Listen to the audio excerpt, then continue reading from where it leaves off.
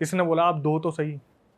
अब भाई क्या हुआ, एक बहुत ही अजीब इंसिडेंट हुआ जो मुझे भी समझ नहीं आया। मैंने जब कॉल करा तब मुझे समझ में आया।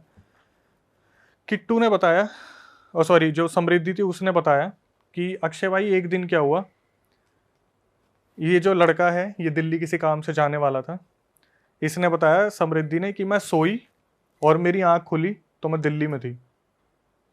मैं दिल्ली में थी, एक होटल में थी, ठीक है, जहाँ, और मैं कहाँ पे थी, जहाँ पर ये लड़का रुका हुआ था। और सोई कहाँ थी? ये सोई बिहार में थी, लेकिन ये जब उठी तो ये दिल्ली में थी। अब मैं बताता हूँ हुआ क्या उस दौरान। जब इसकी आंख खुली तो इसने बोला मैं यहाँ क्या कर रही हूँ।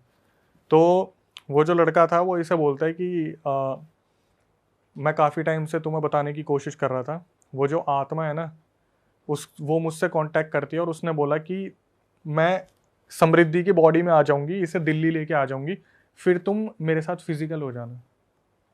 मतलब ये किट्टू से काफ़ी टाइम से फिजिकल होने की बातें बातें करता था, तो किट्टू ने बोला मैं समृद्धि की बॉडी में आ जाऊंगी और उसे दिल्ली ले आऊंगी, तुम वहाँ पे उसके साथ फिजिकल हो जाना।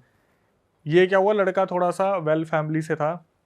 जब इसे लगा कि ये गलत चीज़ है तो इसने किट्टू की जो स्पिरिट आ रखी थी समृद्धि की बॉडी में, उसे मना कर दिया कि मैं बिना परमिशन के ऐसे फिजिकल नहीं हो सकता।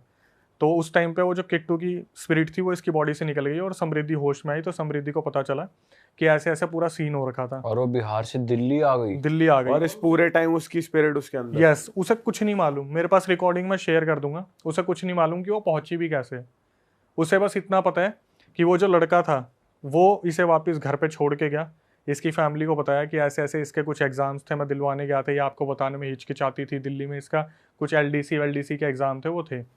अब इसके बाद इसे कंफर्म हो गया था कि भाई कोई तो कुछ बहुत बड़ा चल रहा है।